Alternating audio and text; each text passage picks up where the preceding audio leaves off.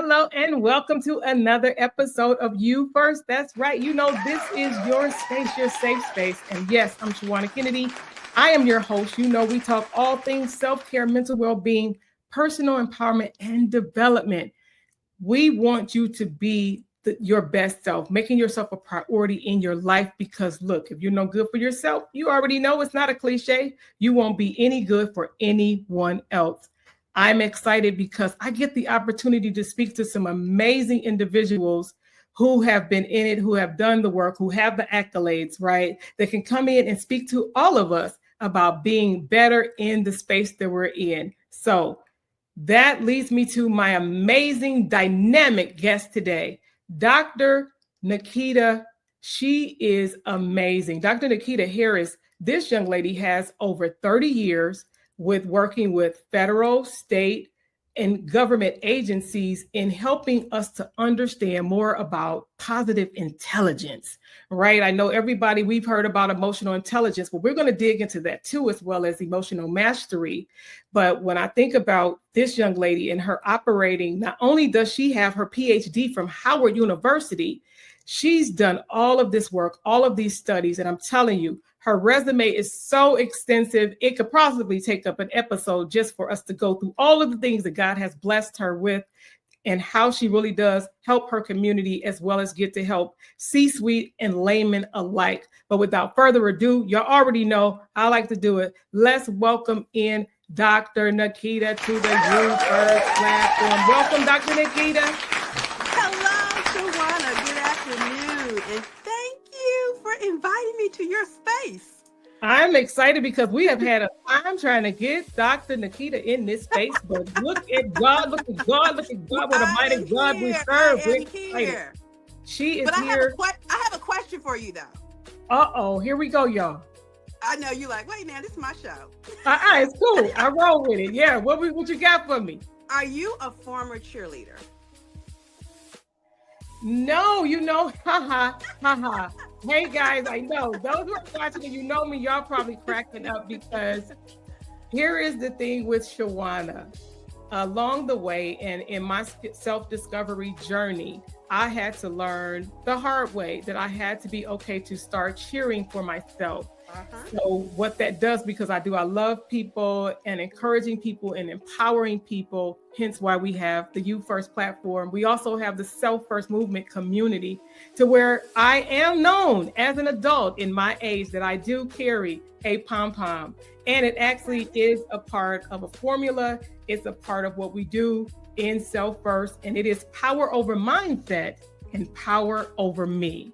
So did I ever do it in high school or in, extending education? No, I did not, because y'all, I can't do no split, but I will definitely raise my pom-pom and I will cheer for you. I will root for your rise.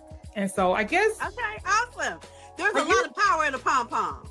It really is. See pom-poms, they're attracted to it. They get excited, right? Yes. They know that it's going to be something that's going to uplift them. It's going to be exciting. We're going to have a time where everybody comes together. So I love it. Pom-pom. Being a speaker, when I'm even out and I use it, I don't want to say as a prop, but it definitely goes with me, and God allows me the opportunity to bring it into any conversation. I don't care if it's from something with a church organization or to a C-suite. I have had my pom-pom in both places, and it serves a purpose because we have to be okay. And I say too, to shake the pom-pom and to put it by your ear, because we have to know what that sounds like and what it makes ourselves feel like when we know that we have the power to cheer for ourselves, because all too often, you already know, that's why we finna get into this positive intelligence and what that look and feel like while we wait for applause and cheers from other people.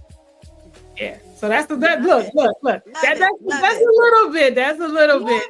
I love it. Thank you for creating this space for personal development and empowerment. We need a lot more spaces like this. So I'm excited to be here. Thank you for the invitation, and thank you for being that creative energy to want to help others. So that's fantastic.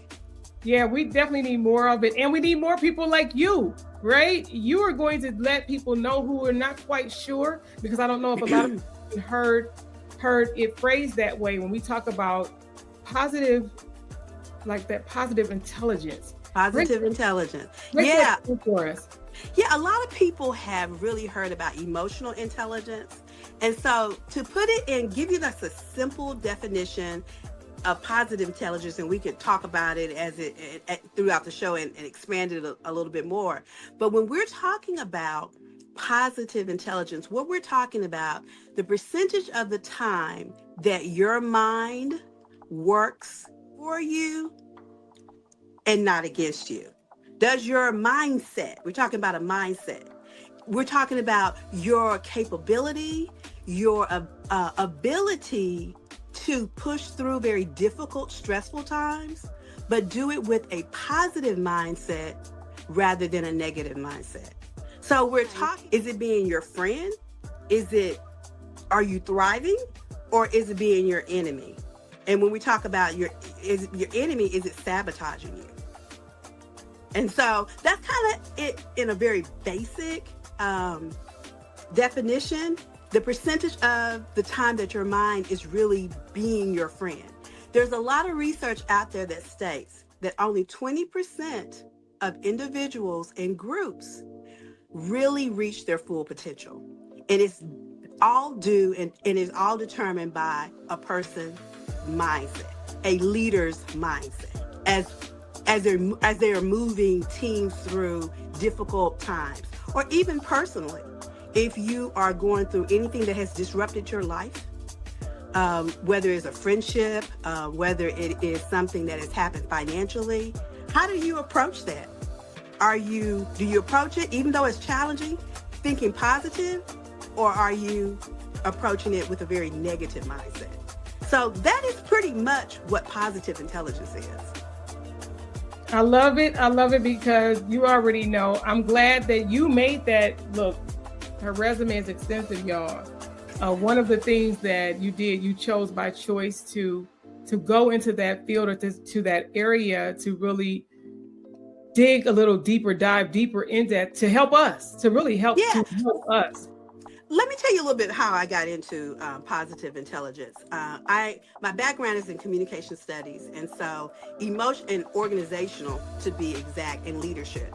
So I taught and trained in areas of emotional intelligence. So when I heard about positive intelligence, I was like, oh, here we go again. A spinoff of things that I probably taken training courses or taught over the last 25, 30 years. And it happened right before COVID. I was working on a contract, and I'm gonna be honest, this contract was with the World Bank, and the World Bank wanted their leaders trained in positive intelligence. And I was like, okay, that sounds like emotional intelligence. I can do that.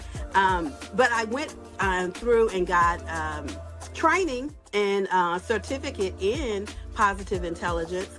And it not only changed the way that I coach, I teach, and I train, but it also changed my personal life. It was very life-changing because I started to understand not what are the mechanics and the strategies of how to be a good leader, but I learned what are the things that are sabotaging me from reaching my potential, and not only what those things are, but why.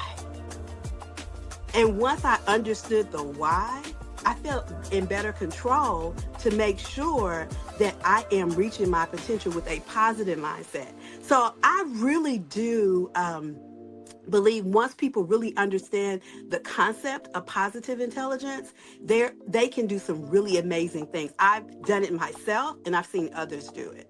So if someone was to say, what was the one big thing or a couple of things that you might have discovered that really stretched you more when you think about the positive intelligence versus emotional intelligence?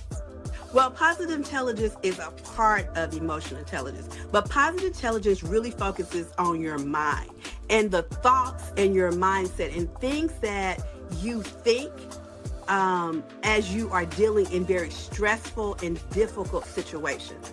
When things are going well, when we're being successful, it's easy to have a positive mindset. But when things are difficult, when they're challenging, do you still have a positive mindset? Oftentimes, what will happen is we will dip into what we call our survival region of our brain. And in order to really maximize our success and reach our potential and reach our goals and lead others to success, we have to tap into what is the region of our brain, which we call our thriving brain or our PQ brain. And that is where positive intelligence lies. So anytime that you are feeling negative emotion, maybe it anger, fear, disappointment, regret, shame, you are operating in that region of your brain, your left side of your brain, which is your survival brain. But in order to be successful and to feel things such as compassion, joy, happiness, we're really talking about happiness here. A person has to function and be in the region of their thriving brain, their PQ brain. So not only are we talking about success, but we're really talking about success plus happiness, but long-lasting happiness. Yeah, that's what we see, because you keep using the word happiness, and because of how I've retrained and rewired my brain, I half the time I take it back when I say that. And that's why I think even in us having other conversations prior to tonight is speaking about joy, because the average person, when we think about happiness, it's based off what is happening. And that's why I say, here's the thing, especially for, us faith believers and all of the things, and believing in the creator and all of that. It's because if you believe that the joy is an inside job, and the world can't give it and the world can't take it away unless we allow it. So it's about finding that joy and knowing what that happiness, that joy that makes us happy, being in more control of that. So I love that you have made this a part of your work. It is definitely needed, especially in the times that we're all in right now. Absolutely. And we can't say it enough, shout it from the tallest building, right? Put it on a t-shirt and talk about the importance of that, because when we're in the privacy of our own spaces, it's like knowing how to regulate, right? Knowing how to respond or not respond. When you think about the positive intelligence and even thinking about the response to certain things, right? Because I know, there's things about where you could tell me better than I can say it in regards to saying we know that the body keeps score. Yes. How does that work? Absolutely. Your line and of it's work. all connected to our mindset, how we approach things. And so when you think about, people have taken leadership courses, they've taken, they've gone through counseling, personal counseling. Just think about the New Year's resolutions that we set. We do good. We do pretty good, right? When we first kick it off, we're feeling good. We're being very successful. But typically, New Year's resolutions, people start to wane off around what time? Like February, March, April. It never makes it through the It doesn't make it very long. But we know the things to do, right? We know, and we feel good doing them, whether it is we're committed to eating better, working out, but something along the way happens. And then there's a disruption. And we can no longer sustain the path of success that we're going, and why. And to understand that a lot of that has to do with your mindset. And to also understand that when you let those disruptions occur, you pretty much have let a negative mindset seep in. Okay. And so we understand, especially when you look at positive intelligence, is that oftentimes let's take lottery winners. We all say, man, oh man, if I had $1 million or $2 million, I would be happy for life. But what do we know about people that win lotteries? What do we hear about them years later? They don't keep it long, and they wind up in the same space that they were in before they ever won. And they're typically more depressed, more unhappy. And we're sitting there saying, with all that money, And that is because there is something that has sabotaged them, and it's dealing with their mindset. Is their mindset. And so not only we're talking about success, you can be successful and very unhappy, but we're talking about success and long-lasting happiness, long-lasting joy. And it is directly connected to how we respond to life's challenges and how we push through. And we're talking about a positive mindset. We're talking about positive intelligence. Yeah. So because I know you deal with in the executive space, C-suite, and those in leadership, when you've had some of those instances, and I'm pretty sure there is some, where you involve them into it. Have you ever ran into, because every now and then, I know I've done some, corporate training in my day, soft skills, things like that. It's like when you get that one wise guy or that one person that kind of want to just see what they can do to kind of be that person in the room. Have you ever encountered that, and how do you handle that, especially when you're talking about positive intelligence? Well, part of positive intelligence is understanding and identifying the things that sabotage you from your potential, that sabotage you from success and long-lasting happiness, right? The things that sabotage you from sustaining your success. And so the first thing, especially when I'm doing training with leaders at all different types of levels, from executives on down, is we need to first identify what are the things that sabotage you, because we're all sabotaged by different things. We have different trigger points.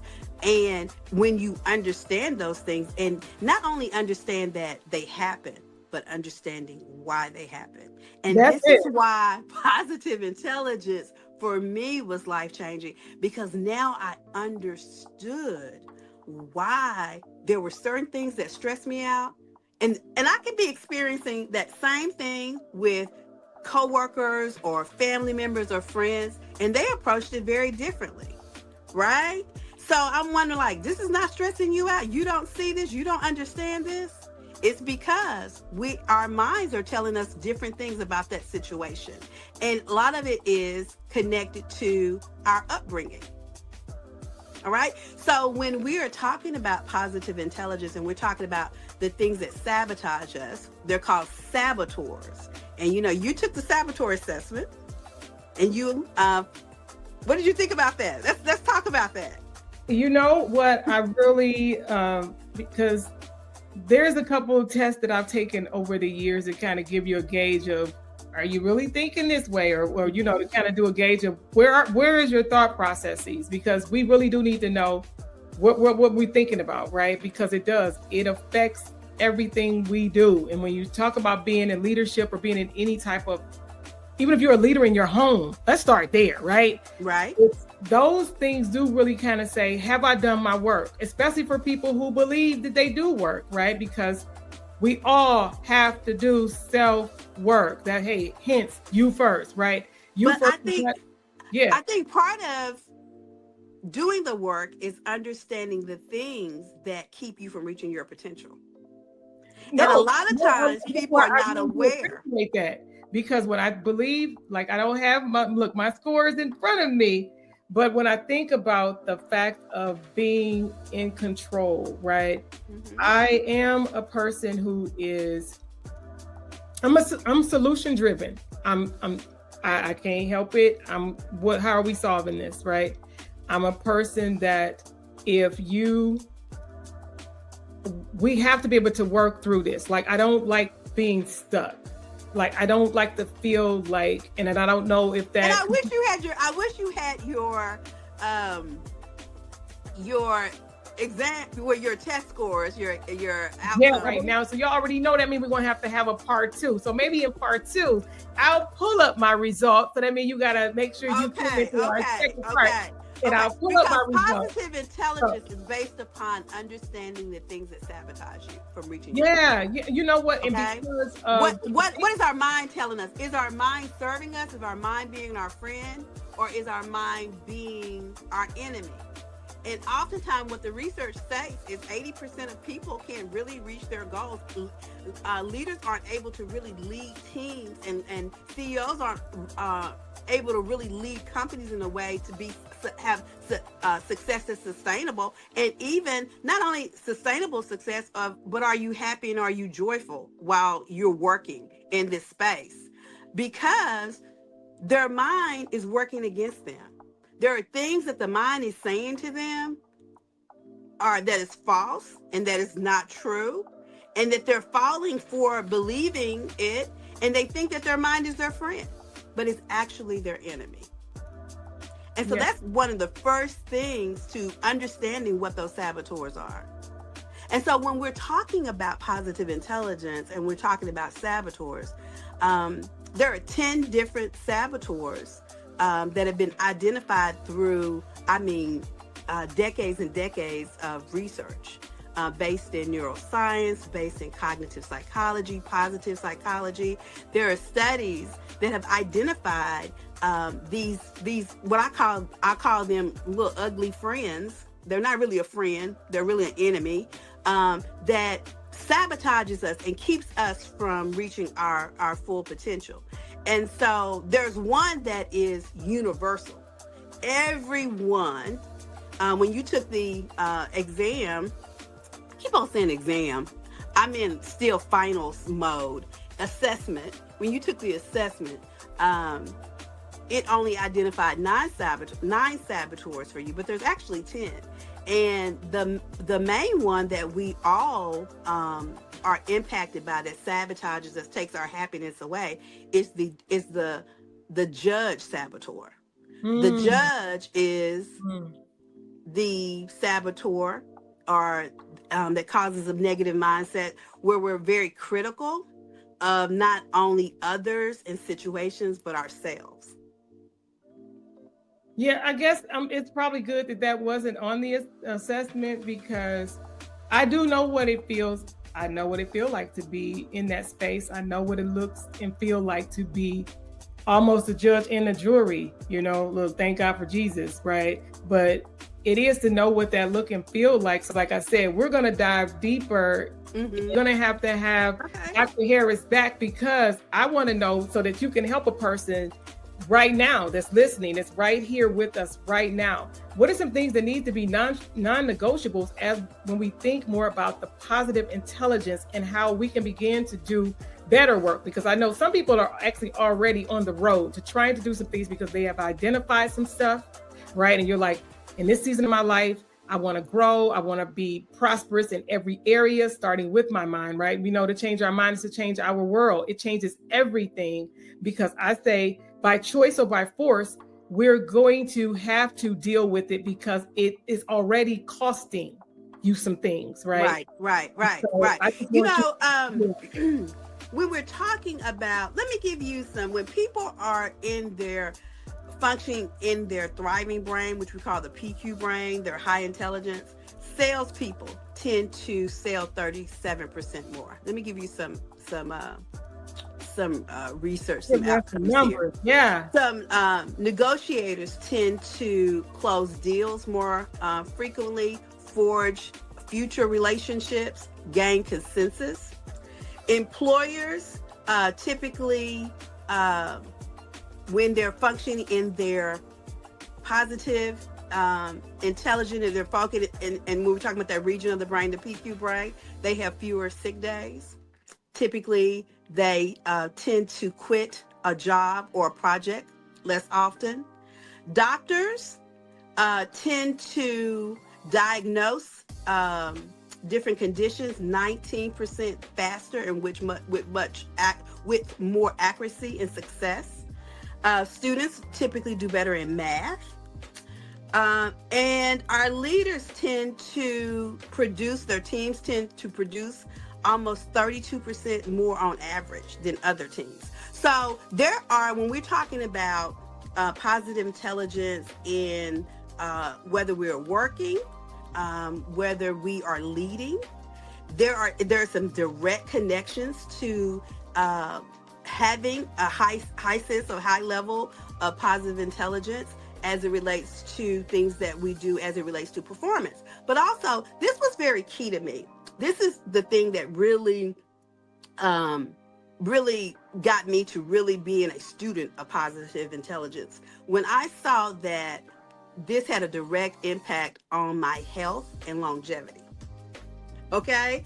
Let me see. I have some people that function in high positive intelligence tend to have better immune systems, lower stress and hormones, lower blood pressure. They tend to report less pain, fewer and less colds, less symptoms as it relates to diabetes, strokes. They sleep better. Hypertension is better. So when we're talking about positive intelligence, we're also talking about a healthier lifestyle, and people that function in that positive, that PQ brain, tend to live 10 years longer. No, there have been over 200 and some studies that have been really done in this area and have indicated these outcomes.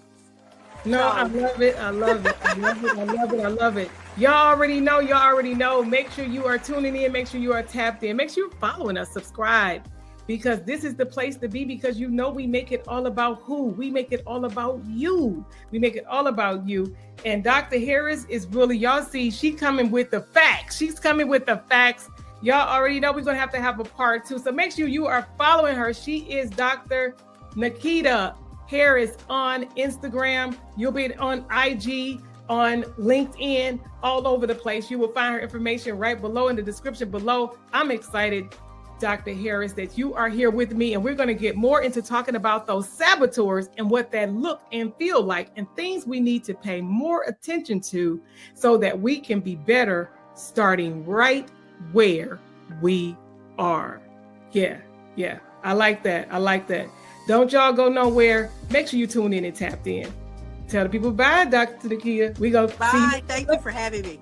Yeah, we'll see you for our part 2. Stand by.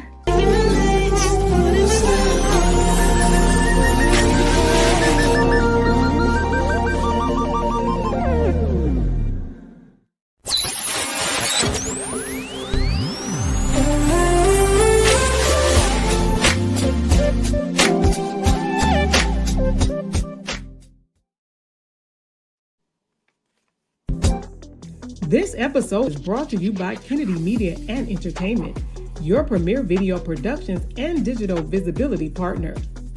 Working with business owners just like you to be seen, heard, and paid by elevating your brand with high-impact video content, online visibility strategies, and expert social media management. Ready to stand out in your industry, on and off camera? Contact Kennedy Media today, and let's turn your message into a movement. Because visibility isn't optional, it's essential. Contact KennedyMediaLLC.com, KennedyMediaLLC.com, and let's boost your brand's visibility. It's time for you to be seen, heard, and known for your expertise. Contact us today.